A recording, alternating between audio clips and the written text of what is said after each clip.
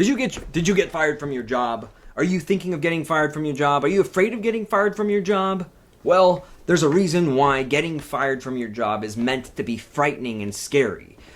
I'm going to go into that in a little bit here. I am the Working Class Guru, here to help working class people to thrive, to understand their individual specialness, that you're not just a machine, a cog in a machine in a rat race that's meant to be utilized towards profiteering gains of some ethereal capitalist somewhere in the corporate hierarchy, some CEO who you'll never meet determining your day-to-day existence.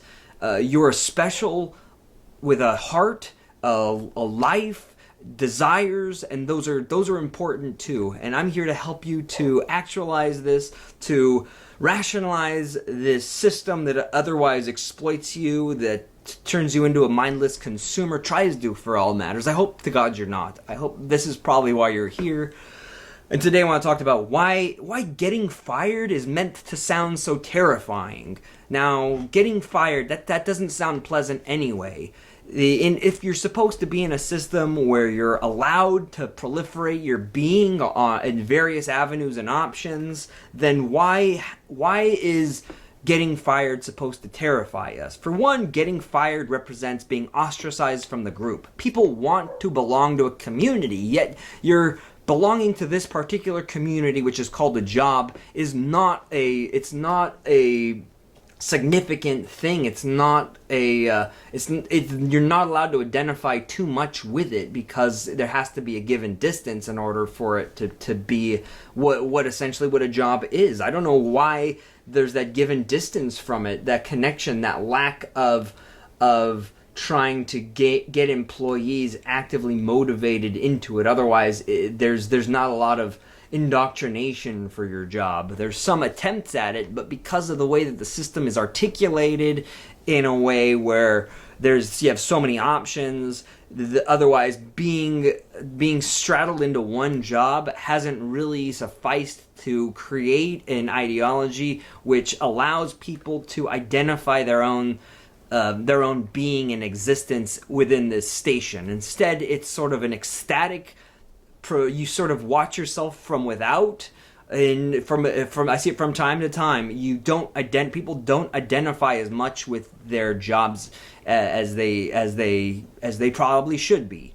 Because of that, though, people still, as a social mammal, you still need to have a sense of community. And yet in your day-to-day existence at 8 hours, you're basically nothing more than an expendable item. When you look on the balance sheet, you appear in the just expenses portion of it. You're not an asset to the company. So that's one of the reasons why people sort of realize this. They're nothing more than just a cog in the machine, not so integral. Instead, you can be cast out at any moment. You're expendable, pushed down like livestock, and you're not but that's not how a good corporation runs. Yet it's how the majority of corporations run, because you have people they don't embody the familial nature of what a job really is. But what a job really is it's a family, and your primate brain doesn't see it any differently, even though you substantially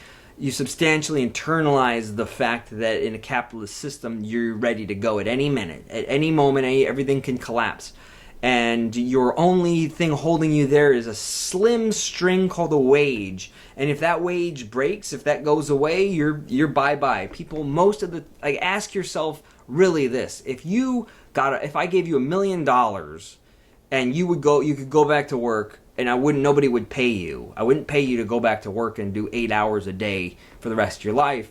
Would you do it? Most people would say no. Most sane people would say, no, I'm not going to do this, because the whole reason why I did this was because of a wage. And so that thin line which separates you from doing this job versus not doing this job is that one thin little line. And that thin line is not really fabric of social of creating a society. It's sort of temporary. It's a facade. It's just surface area stuff. And the idea is to create, we desire to have these close social ties, to have deeper meaning in our day-to-day, and yet these being you belong, you in some way, your primate brain still knows that you belong. And so getting cast away from that group of people who you might have become accustomed to seeing every day, who you've known to be friends and good friends of you, and you do develop these relationships. You're not tied so much to the corporate, yet you're tied to these people to whom you've bonded with, who you've spent time with, you've struggled with, who you've grown with, and you've experienced, and you've become a family unit. And then you get fired, and that all of a sudden that is completely annihilated. That those ties, the family is gone, and that's sort of a way that capitalists know how to exploit the given nature of the human mammal. The human primate desires to be in these, and it's fearful for them to be excluded from the group. And so most human Homo sapien primates will capitulate on the grounds of fear of being left out of the group. It's a deeply internalized evolutionary trait that we have. Another reason is that there's also social diminution in the family. You can lose your status in society if you don't capitulate with these given capitalist demands. There's the threat of starvation if you don't have a job and you can't find another job, and if you're an immigrant and your visa hangs on your job, you lose that job, you're going to be deported.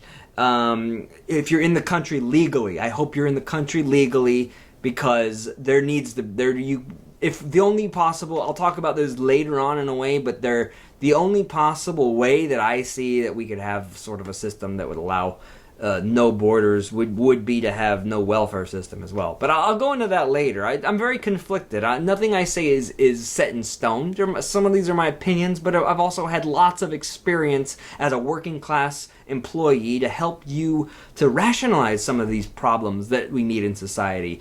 And so the reason why they use the word fire, it might not really hurt you, but words hurt. Sticks and stones can break your bones, but words will never hurt you. It's not true.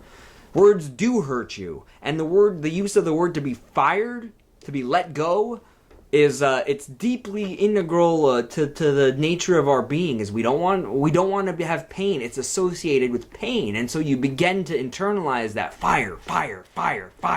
You associate that with pain, and the wording of it is completely. I think it's completely necessary. It might even be Freudian, because it's how we view it. It's the end of something. It might even be death, whipping. I see a lot of people. Most people who are at their jobs are so dependent on the system. I guarantee you, if we made corporeal punishment legal for employers, I guarantee that people, rather than being fired, would choose. There's some people who would opt to be whipped 10 lashes instead of being fired. I guarantee it. We should try that as an experiment in society. And there's a reason you fear losing your job, and you have a very natural physical reaction to these words. But these words, think about where they come from here. They're being created from our perceptions of society, how we view the world, and to call it firing is a way to not only to frighten you away from this from trying to avoid that, so that somebody else can determine your life for you and force you into a capitalist economy, but also to frighten you. But there's nothing to be frightened about, really. Being fired can be a good thing. Maybe you weren't meant to be doing this menial position. Maybe this economy is not for you. Maybe there needs to be an opt-out of capitalism for some people who want to be in a community that promotes their well-being as a human being and not as just an expense on the balance sheet. Maybe there needs to be a flourishing of a group of a community of people who come together in order to discuss these issues and help others to move past them, and to a community of people to help people who want to leave their jobs overcome a lot of the psychological chains that are associated with this certain thing called getting fired. And that's what I mean to do as the Working Class Guru. You can follow me on workingclassguru.com. You can go to my Patreon and help me out here. If you have problems with your job and you need to talk about it, you can contact me, DM me at Working Class Guru on Instagram. I'm here for you. I'm here to help working class people to realize that you have worth in the society that has nothing to do with your net worth. Money is not important. It's just facade. It doesn't determine who you are. You're a human being, an important factor in this existence, in the cosmos. Why do you think that you're just relegated to a mere paycheck every day, or your net worth, or your bank account? That's rubbish. That's false. That's false consciousness, okay? You're important. And scare tactics like using the word fire or let go are ways to manipulate you into capitulating, okay? You don't need to capitulate. You're not a sheep. You're not a bad person if you get fired. There's nothing wrong with getting fired. Sometimes it's a good thing, because then you weren't meant for that position. You weren't meant for those people. It's a terrifying thing, though. It's scary and it's sad. It's a sad thing of society.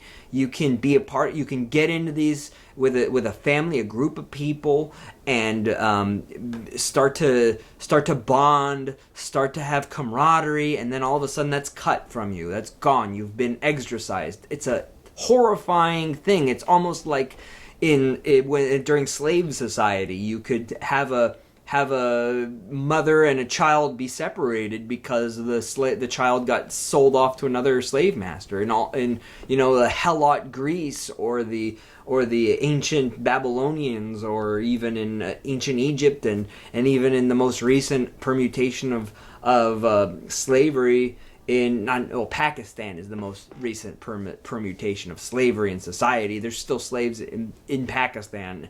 I'm talking about American slavery, the one that most people go to.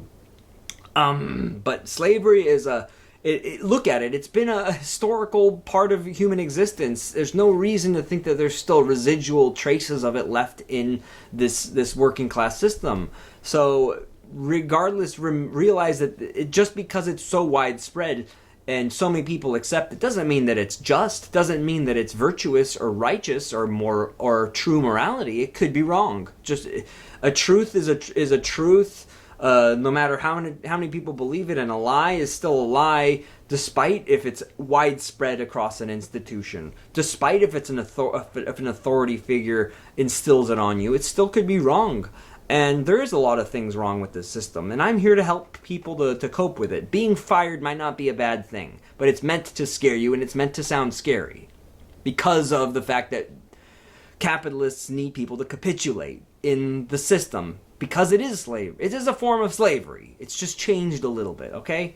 I am your host, the Working Class Guru, here to help you to understand some of your given grievances, and to help you cope, help you to overcome problems, help you quit your job if you need to, help you to feel more than you're worth in your bank account, or what you bring to a economy. It's not you have a purpose, okay? You're an important person.